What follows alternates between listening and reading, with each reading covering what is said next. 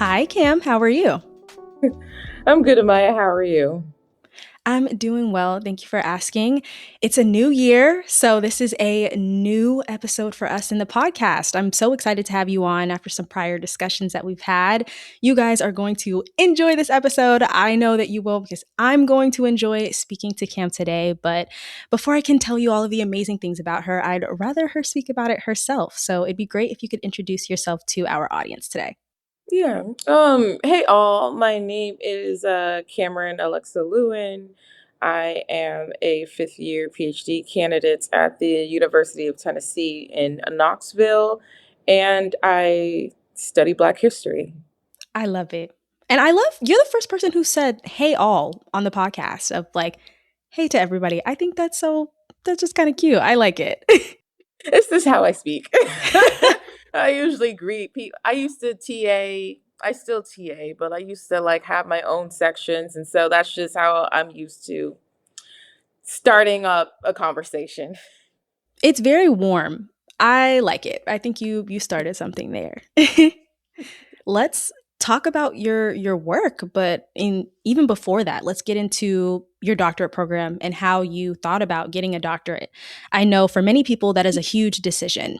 Of course, going into college at all is a big change, but especially as you're going through academia and you're going from your bachelor's to your master's and then to a doctorate program, that's extremely huge. When did you know that you wanted to go on the doctorate journey? Like, where did this all come from? Probably since I was a fetus. Um nah, I know some folks have more of a humble response of like, I was inspired by XYZ, or like it kind of like follows like a family tradition, or my mom got her PhD, none of that. That's not me. Um my first reason is honestly pretty selfish. Like I just wanted to be number one. I am an Aries, and so like I am very competitive. Like I can admit it. I like the best of the best. I want to be the best of the best, and I figured it'd be a good way to shit on my enemies. But then the older I got, and then after my first round of my master's program, I technically have two master's degrees, one from St. John's, and the second one I got en route, like while I'm doing this PhD program. I realized that, like, no, I love African American history. And at first, I thought I wanted to do African history just because. Um, this is so selfish. Whatever. Um, I had a really influential mentor in my undergrad, right? And he is an Africanist. And for those of you who aren't in the history sphere, like, I am an Americanist because I study American history by default, and therefore he was an Africanist because he studied African history, but he specifically studied people in Cameroon. Um, but I admired him because, like, he got to travel. I'm like, ooh, and he got that shit paid for. So it's like, I want to do that. Um, but then I realized, especially after I went to Ghana, and I know a lot of y'all are probably sighing right now. Like, listen, I don't care. This is my journey. I went to Ghana during the year of return of 2019, and like that's when the egocentricness of it started to shift, and I realized that like. No, I actually want to study African American history. And yeah, so that's how we got here. I love how you talk about your journey because one, as the public or people who aren't in the doctorate spaces, we often get to hear from people with doctorates in maybe a panel setting, maybe Hmm. more in like certain environments where it's concentrated, right? And you only get to hear about their specific topics and maybe whatever the theme is of the day. Right. Maybe we hear you guys in papers, but we really don't get to hear you guys as people and your energy and how you talk about your story. And I love that.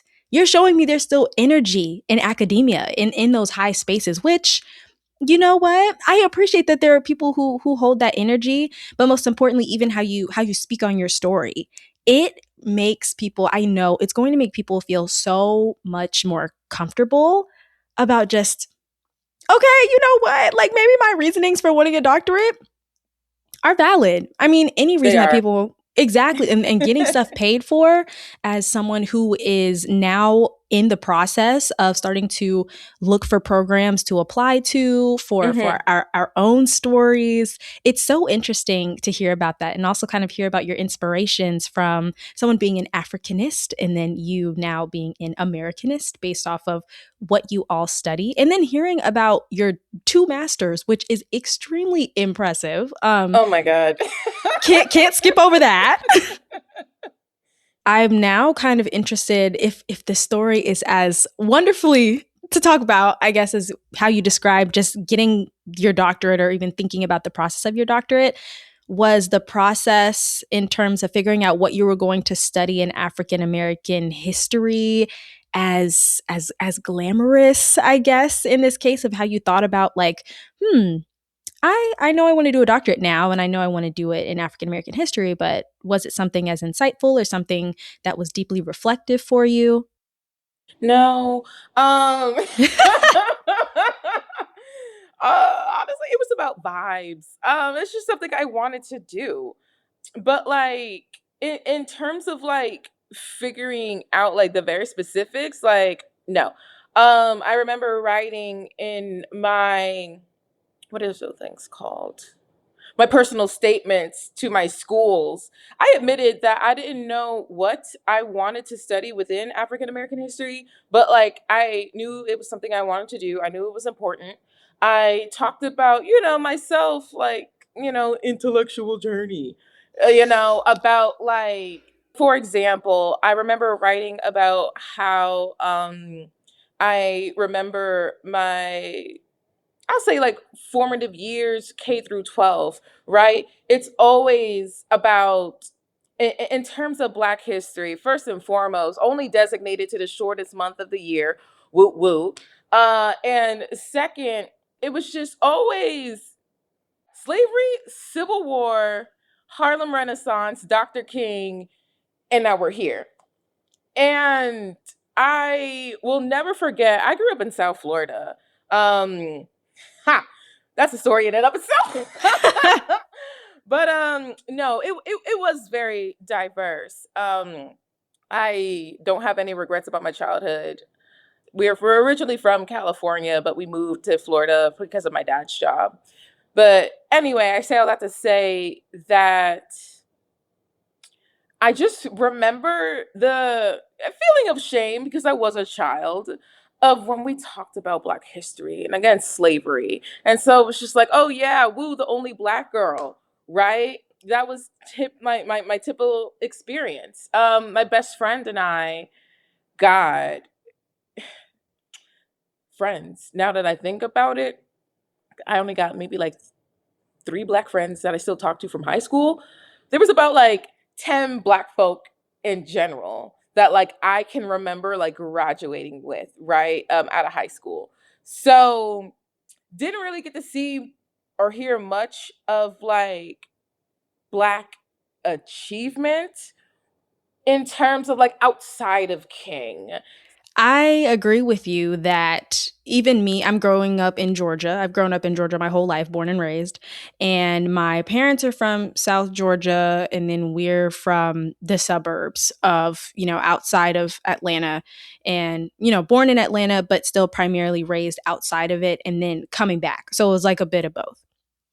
And you don't really get to learn even in Georgia history. When Yeah. I took Georgia history, you were not learning about Black people exactly in Georgia history. You were just learning about how did Georgia become a state and all of the stuff that formed, Atlanta and what Atlanta was before it is now and all of that stuff and what commodities came from it. You didn't Yeah. really learn about every single race and how they contributed to what we know about Georgia today, and where everything seemed to kind of stand.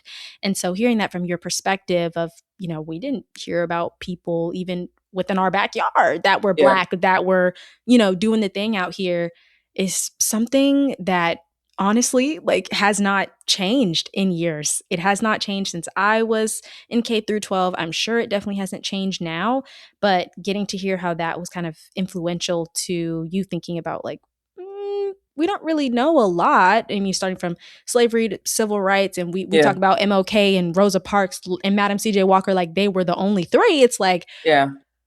okay, so how do I change that in the research that I'm doing now, and what am I discovering? I think that's really cool.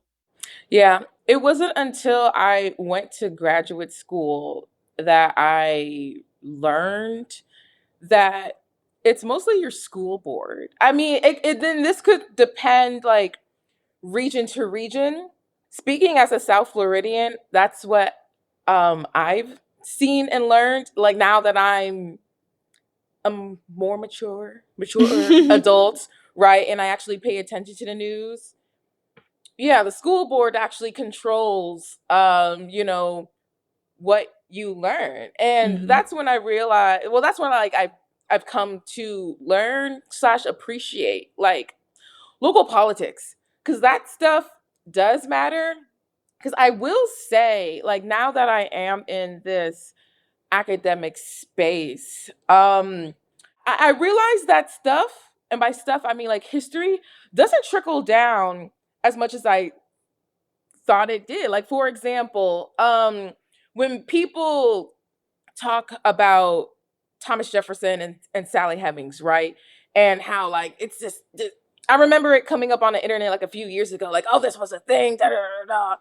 I'm reading books and I understand it is a privilege. But I'm reading books that like this has been in the historiography for like at least the past 50 to 60 years, and that's just me spitballing it, right? Like it's common knowledge amongst historians, but specifically of first half of American history historians. And I'm like, huh, yet we're in the 21st century and people are still like blown away by this information. So yeah, like I definitely realized like my position in the ivory tower, even as a very very very very very junior scholar, I'll just say early career because I don't really know the rankings yet. Yeah, it is definitely an interesting privilege. Yeah. And I think we're learning more than ever, if not right now, of just how much of what we know in terms of knowledge and what we know even about US history, how often it gets diluted when it Yeah. comes down to the actual standards and maybe curriculum of what people are learning, where we're getting pieces of the story, or we're not getting all the knowledge Yeah. from here's how we got from point A to point B. Oh And that was yeah. a great reference about Thomas Jefferson and Sally. It's like, okay, some people got it, some people didn't. But even regionally, like you said, what you learn is very different to where we now kind of have pockets of presence in what people know about social studies. And quite frankly, social studies was one of my favorite subjects Me in too. school. And I'm like, why is it getting such a, it doesn't even get a bad rap, but it gets like a boring rap. And we are seeing now more than ever that history is something that is crucial to something that's a part of everybody's established ecosystem of learning that maybe people don't grow to appreciate as much because it feels so in the past of like it's a Yeah. requirement just to learn and just to know. But Yeah. really having that history of knowledge is to the same sentiment of, the pen being a sword. It's really something that can drive you further in what you're doing. And I'm sure you're experiencing that now as you are, working on your topic in academia within your doctorate. Yeah, definitely. That is so interesting. I'd love to know if you'd like to share a little bit about, what is your topic about, or what does it cover in terms of what sphere are you in, if that's easier. So I realized with my topic, there is a lot of intersectionality that I didn't think that would happen. And what I mean by that is when you are writing a history dissertation, or this could also apply to writing in general, I'm just speaking on my experience. Once you start writing, and then you get feedback, not only from your advisor, but like some committee members or even like a fellow colleague. Um, your stuff tends to like shift a lot. And originally, I was going to write just on urban renewal in Knoxville, Tennessee. I think it was like from like 54 to 2008.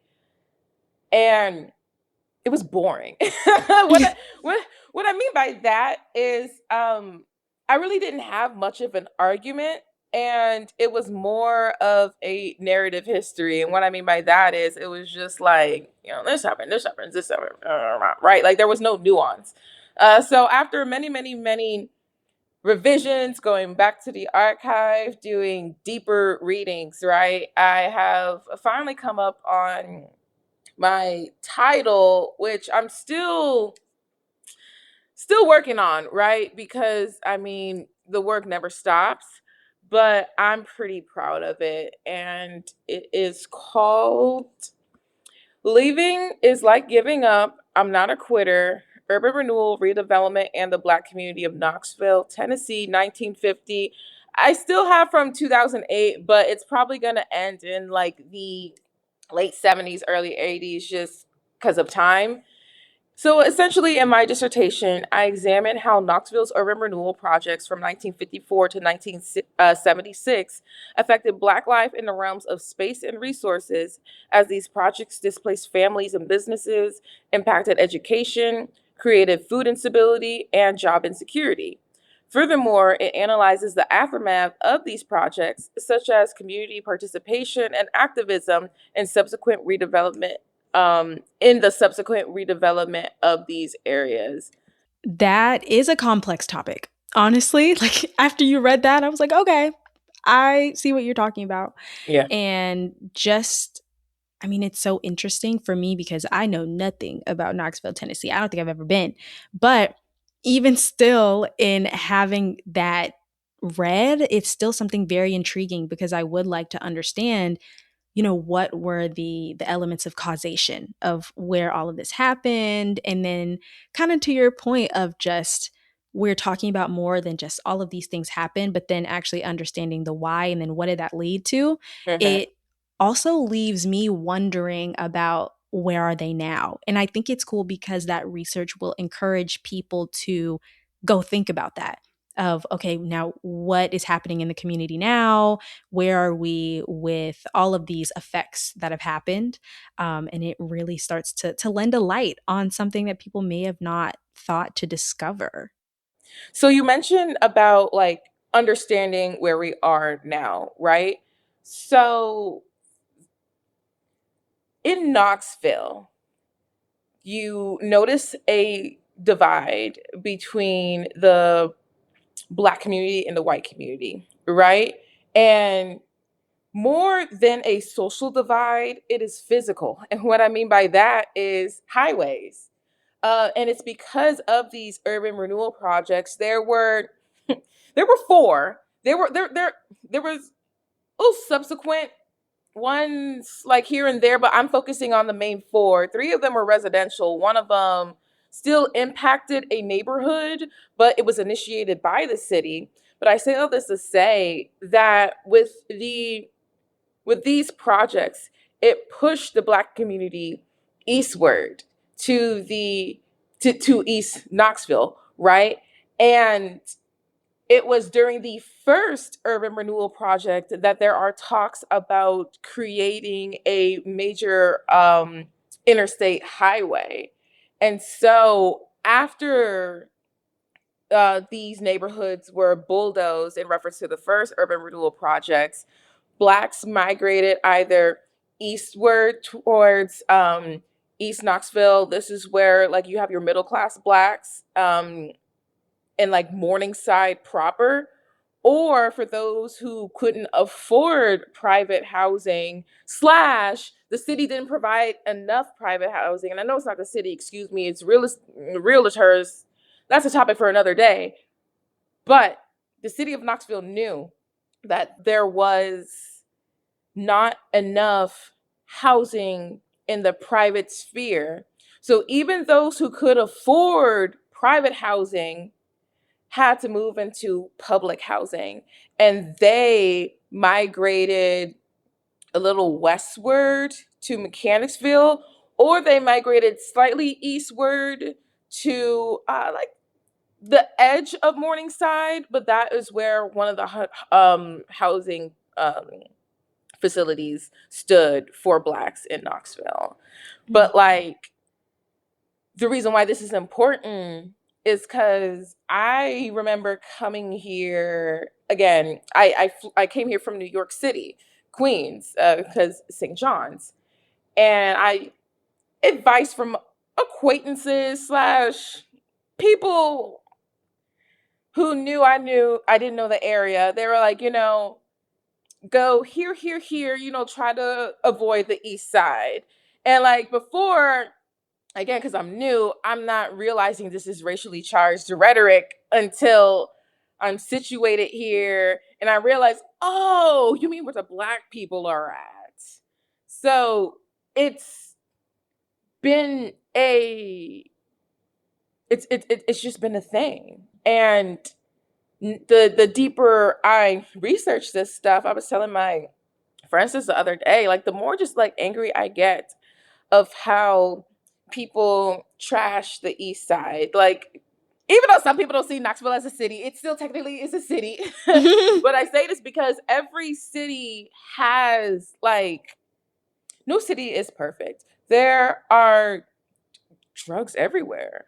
Let's talk about the suburban crisis. Mhm. Let's talk about, how like you got housewives shooting up. Like it's Mhm. not designated strictly to the Black ghetto, right? And so Mhm. it's just so infuriating, especially reading up on how these neighborhoods unfortunately became the way they are today. And it is because of deindustrialization. So people have lost jobs, and obviously the war on drugs, in which people street hustling, people have to survive. And Mhm. so when folks make this simplistic, just racially charged statements about we don't go to the Black side, it's like, oh my God, if only you knew how much your white government has contributed to these said atrocities of the Black side.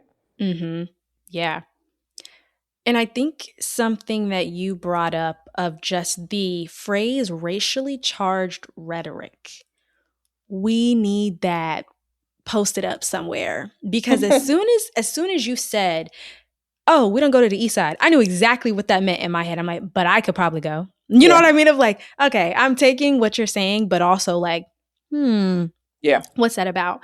And to your point of just it's not like we created it this way and that we're not okay, we're talking about war on drugs in this context, or we're talking about all the issues in this context, but we're not talking about the same issues that are within this context. It feels a bit weird. And then thinking also about the amount of resources that are displaced or that are disproportionately given to certain areas of states versus others, even though those that don't get the resources typically are the ones who need it the most, but yeah, primarily because it's looking at, is this going to be profitable for us? Is this going to be valuable? We're thinking about our brand and our target audience doesn't align with what? yeah, I need you to tell me, what exactly are you thinking about won't align in this geographical area that clearly has people who need maybe better grocery stores, who yeah, deserve a bit of fun and deserve a movie theater, who yeah, deserve a reinforced hospital, yeah, things that, again, you're making it harder for people to survive and then reinforcing these crises that are already happening here. Where exactly do we get to the point where things are eventually repaired, or who is going to be there to solve? Or if it does get solved by the people that are within that area, what is going to be next that they can't get, exactly, essentially? exactly. Even just hearing it from you is heartbreaking to hear. And especially just as people of color, it's already difficult to think back to seeing how history has played out for a lack of better words, but then also thinking about people who decide to make more for themselves, even out of those situations, how still, because of systemic racism in redlining and just marginalization as a whole, has just kind of proceeded to create a notion of, to your point, the geographical language of, oh, don't go to the South Side or don't go to XYZ. And that having some type of this new added weight and this new Hmm. connotation that it didn't have to have. It's where some people can think about it as just, oh, it's just a geographical area. It's whatever. Versus for us, we have to think about it in multiple different contexts and perspectives to understand not only could this be a place of safety for me that people are disregarding as, oh, the survival of the fittest only make it, Right. and not trying to look at it also from, there are communities here, and most importantly, this is our community. These are people that we can continue to support, and we see it now more than ever, especially even in the news when we think about AI data centers, where they're being Yeah. strategically placed, Yeah. how it's creating not only a notion for more calls to action around sustainability, but also the environmental racism that plays into that systemic racism, as well as, well, why do you feel like this area would be more profitable when we're not considering the needs of the people around us? So now not only are we not adding things to reinforce how they can survive, but now we're adding things that can potentially deplete what they have Yeah. and can make it worse. And then ultimately just having some cities not necessarily coming to the understanding that this is what we're getting into. We're looking at it from a, are we cutting the line between profitability and people actually having prosperity here and getting into two different pieces of territory there? But what does that mean for our constituents that we're supporting, especially in what it means for how can they create generational wealth for themselves Mhm. if we're adding things like this? Yeah. It's nuts. Yeah. It's deep. It's deep. I go down a lot of rabbit holes. It's hard to stay focused. I can only imagine. It's like we need like 40 of you to go around to different places and really understand what this looks like. And I think it's kind of interesting, even the concept of urban renewal, because again, like, it's renewing some places, but then you have the destruction of others, or the migration of others. And I wonder what stories and traditions have been created from that. I wonder about those communities, not only how they were affected, but what have they created out of that, of just like, how do we have the community that we have now? Did people help each other move? How did people look out for each other in, like, creating their own community daycare within that public housing setting? Yeah. How did cities and governments respond to when people came to them and said, hey, actually, this isn't okay, and you knew it wasn't okay? Like, even the forms of retaliation in that respect, I mean, there's so many layers to it. And that intersectionality piece, like you said, of, Yeah. picking people up from schools and moving their whole lives, it's deep. And I'm sure for Black women and Black men and Black children, it's like, I can't even imagine the psychological effects that were created from that. Yeah. I have this colleague. I love her so much. I'm not I don't know if she'd want to be named, and so I'll just but she'll know I'm talking about her. She told me about her grandmother's story. She's a Knoxville native, and she's in her early 50s, and she actually inspired me to write about Black Knoxville. I joined her academy over the summer, my first summer here, called the Community Engagement Academy. And they took us on a tour of Knoxville. And so when we left my campus and we went downtown, downtown was the furthest I've ever been.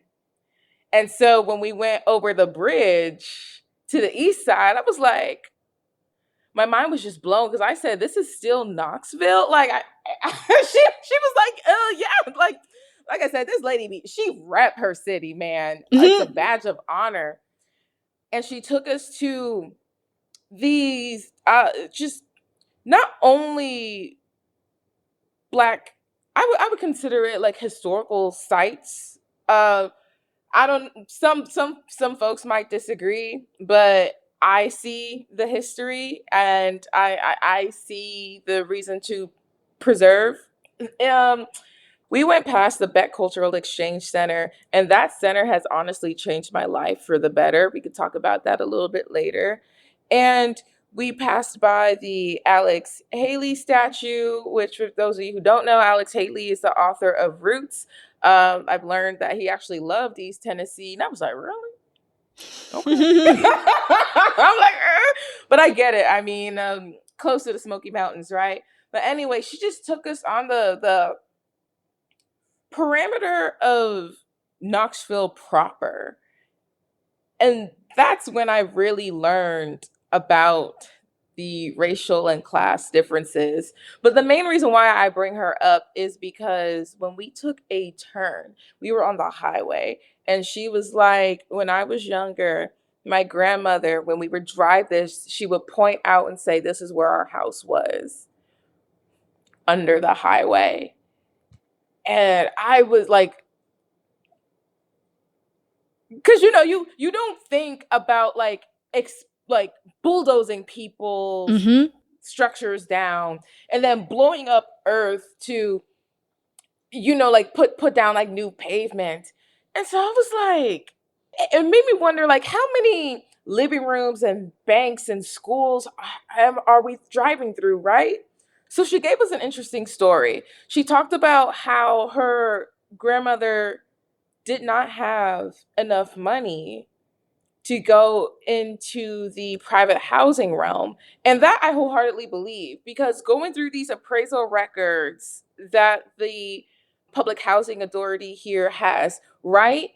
A lot of working class black folk and some middle class, but a majority working class black folk did not get their fair market value when it came to their appraisals, right? And so let's say they got $2,000 for their house. Okay, well, a house in a similar area, but with housing up to standard, it's $5,000. And so not only are they 3 grand short, but also due to redlining, oh, this really wouldn't be a good neighborhood for you, i.e., because it's already white, right?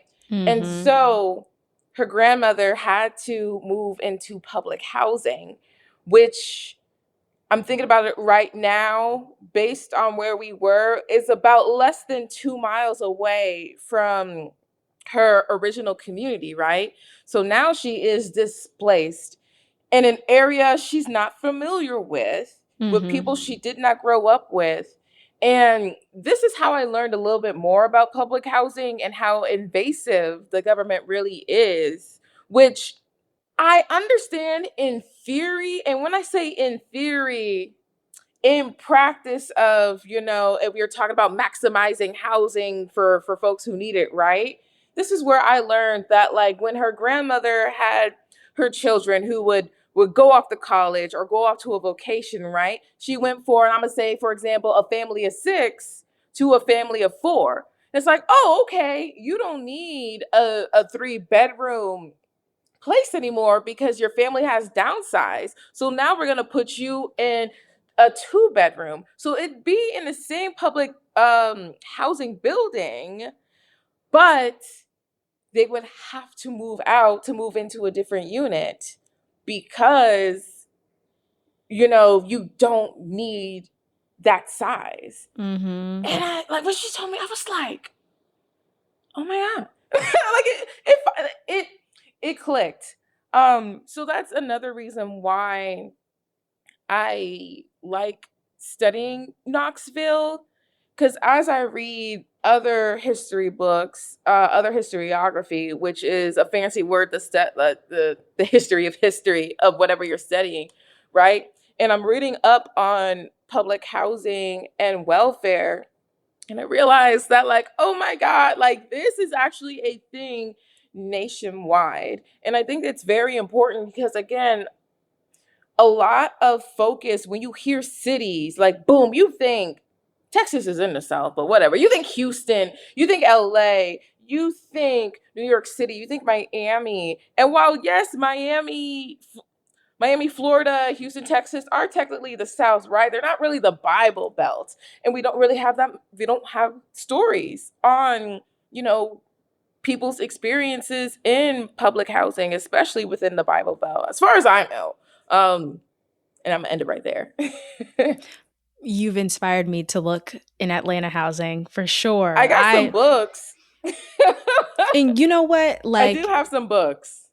now that we're on the topic of just books and resources, I'm so glad that I asked about just the psychological effects because that was the main thing as you were talking about the story of just how that conditions people in another form to think about of what you don't need and what Yeah, you don't deserve. yeah, And then how that keeps people in a conditioned submissive state to yeah, be prepared for things to be taken away from them at any time. yeah, And it's amazing how it evolves. You know what I mean? Of yeah, just from where it once was when we think about slavery to how that conditioning is still kept in some way.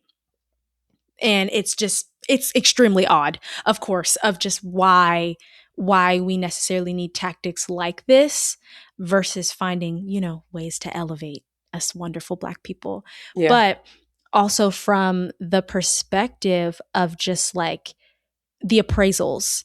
I remember there was a huge story a couple years ago where there was a black couple and they were getting their house appraised and they were like, this value seems a little low. So then they had a white friend of theirs come Yeah, in. yeah, Yeah.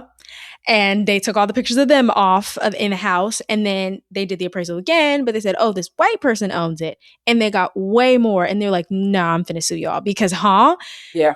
it just reminds me of things like that of just I'm sure it happened so much more, Oh yeah. especially then when people may have not known their rights or if those rights weren't even established at the time, knowing the time period and thinking like, oh, you really wouldn't want to be here and saying that if this isn't a good neighborhood and listing out the reasons. It's crazy just to think about that stuff. And going back to the books and resources, now that you've inspired me to look in my own backyard here in the local Atlanta community, I was wondering a little bit more about your doctorate journey as you've been going on and thinking about now with all you know. But I think also something important to talk about in the doctorate program and how you feel as you're going through and doing all this research. Do you have any advice for people who may want to pursue a similar path as you, whether that's within the doctorate space or just getting your doctorate in this specific area? Any tips or tricks or advice that you may have as people approach that? God, what a loaded question. I would say first and foremost, like, even if you do have like selfish reasons for wanting to get a PhD, in terms of, like, oh, you just want to be, you want to be smarter than everyone else in the room. Because sometimes I get it.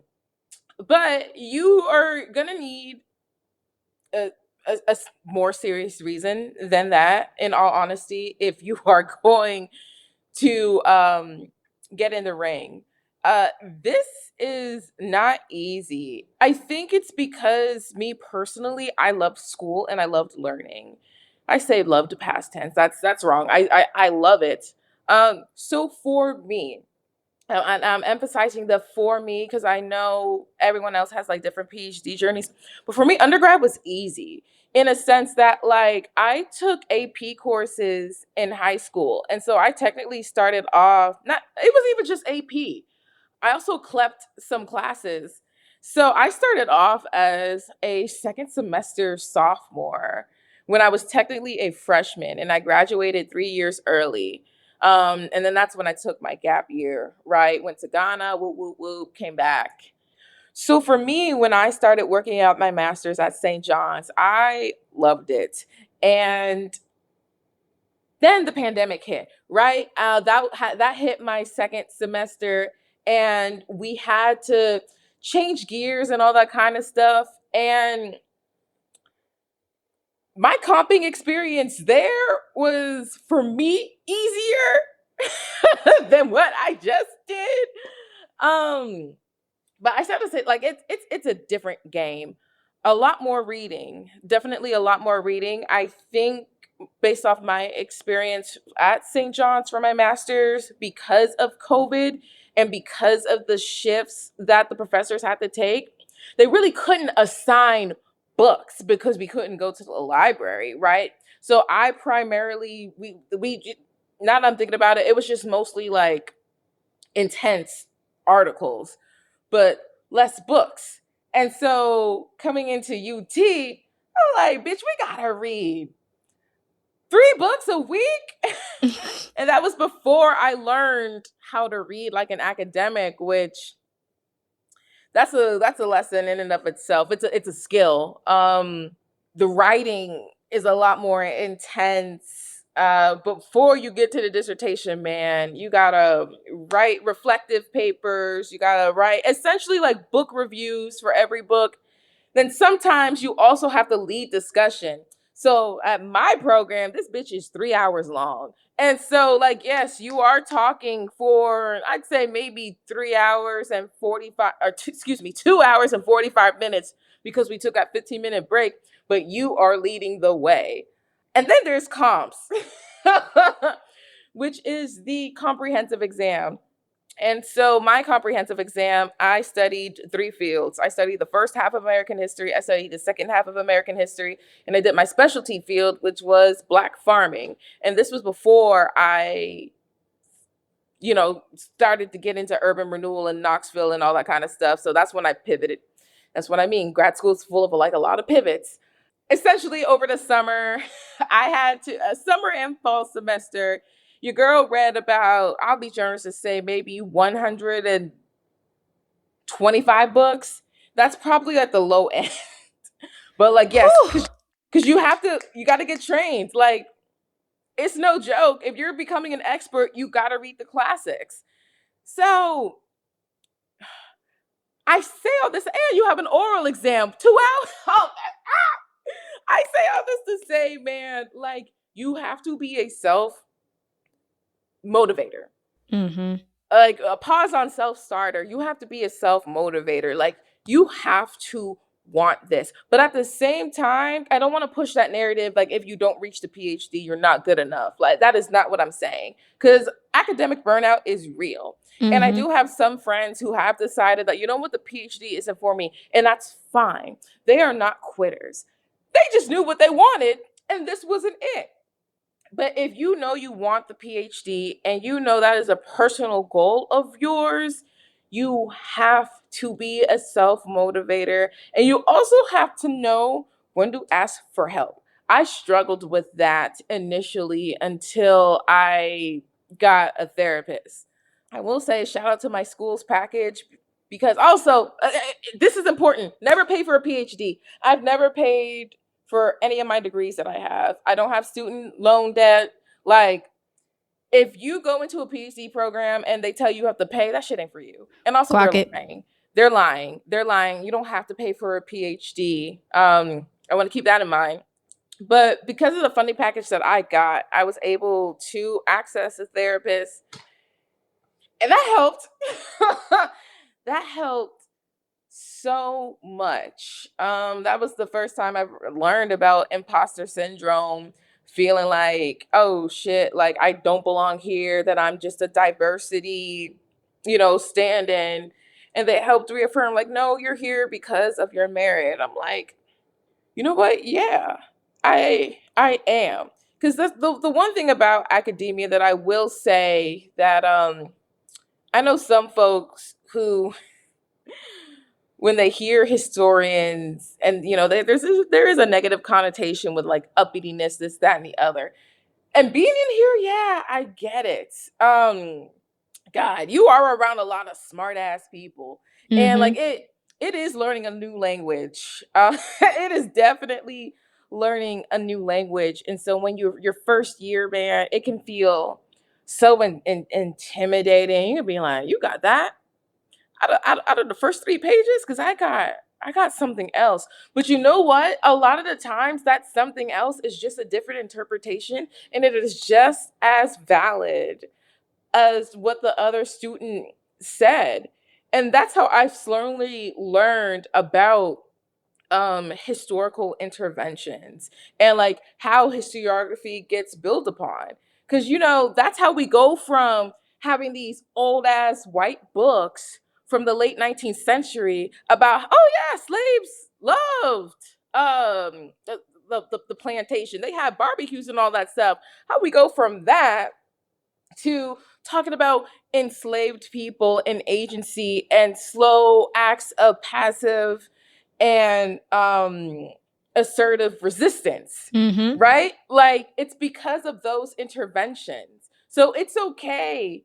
And I had to learn this, man, but it is okay to have a difference of opinion, especially when you can back it up with other instances. And this is why primary sources are important, because you have to prove your arguments, you have to prove your interventions.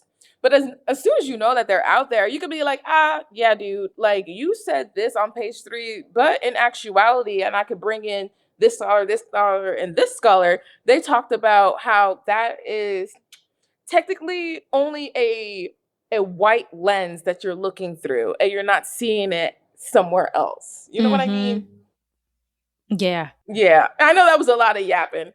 But it was phenomenal yapping. I mean, just to think about one, the the psychological support that you need within a A lot. PhD and thinking about, hey, you're going to be learning a lot. You're in here to become a subject matter expert in something and whatever your topic is, but hey, you got to remember also at the beginning, it's you are fully expected to be learning. You're fully expected to not know everything. That's why you're on this journey to get to where you want to go.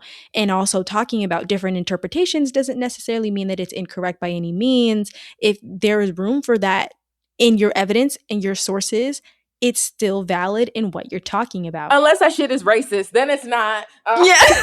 I gotta put that in there because I don't want people to think, well, no, no, no, no, no, no. I'm Well, just that was just a silly example, mhm. but we don't excuse. At least I don't excuse any type of racism or classism, elitism, like none of that type of shit. Like Mhm. no. Heavy caveat here. Yeah, making sure. Heavy caveat. Yes, devil's advocates. That I used to entertain it. I don't anymore. You Mhm. were just the devil. And with that caveat fully cemented, and if you need to hear it again, feel free to go back a couple seconds. I love that you also encourage people from the financial aspect as well as not to pay for one. Like Never. that is something that I've heard since the beginning of thinking about just a PhD journey of why are you paying for anything? And as someone else who also does not have any student loan debt from her bachelor's or her master's, it's like I completely agree of just everything that you shared and everything that you said and thinking about resources and letting people know like, hey, you think you a self-starter now. Okay, there's more to that. You need to be self-motivated because nobody's going to come up and tell you, hey, we need to get this bread. And by this bread, I mean these books. And you need to read X amount. And I already knew there was a lot of reading in PhD programs, but even just to hear you say 125 books, I'm like, oh, It's light work. and you know what? And you said it with a smile on your face. I said, you know what? That's an Now equipped it's woman like I right had to there. learn. I had to learn. But I definitely want to emphasize like never, ever, ever pay for your PhD.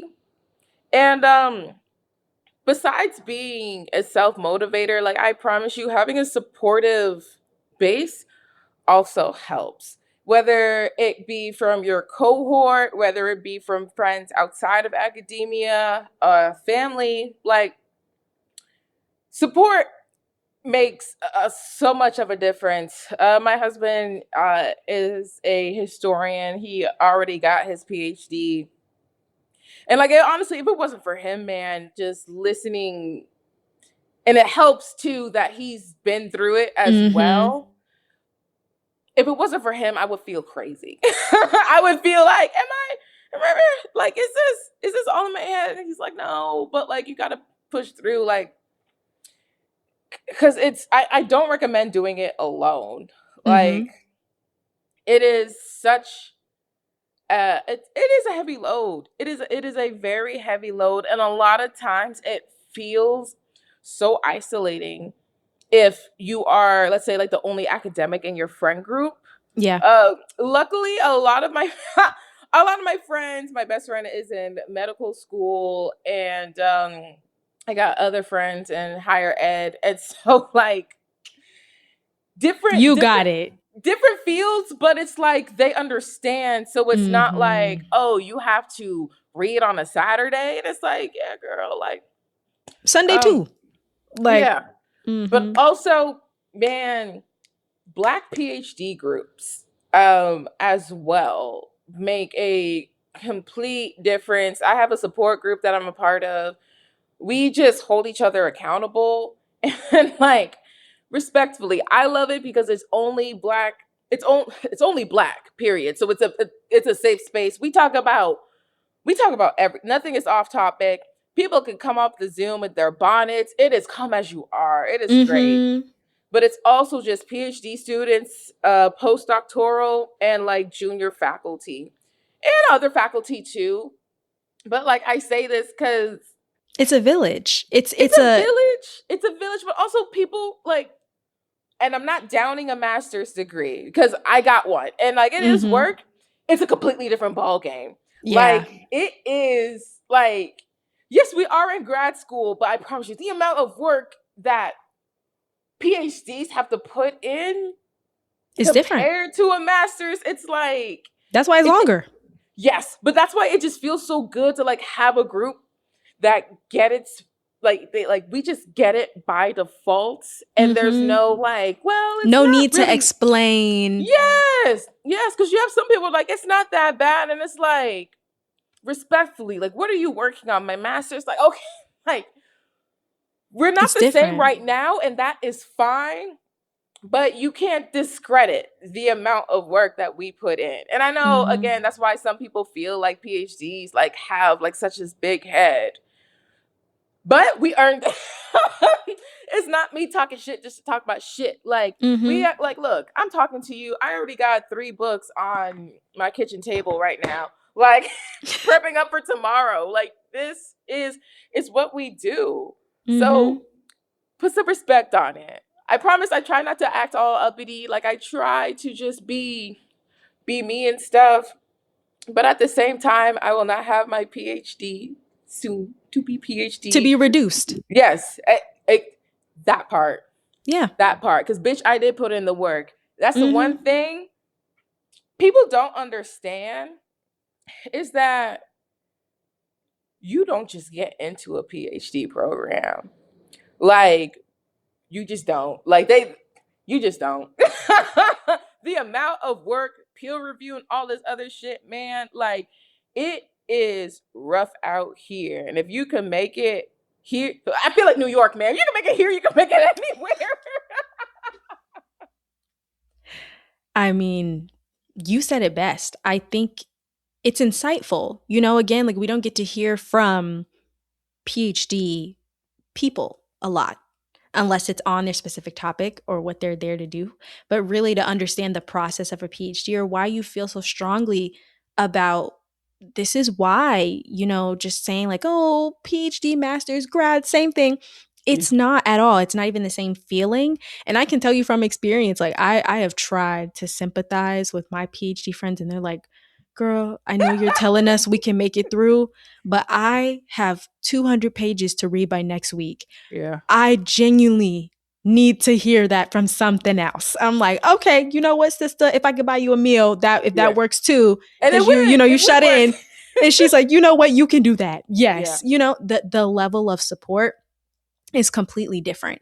And it's not wrong at all to say, hey, please do not reduce me to any other level. I earned this doctorate title. They don't just hand those out anywhere, okay? And even though it's not the same as maybe like a medical degree, that doesn't mean that my doctor title is not as valid. In any case, you earned it, you did the work for it, you put your blood, sweat, and tears and time, So many emphasis on the tears. time, So much into time. that. Yep.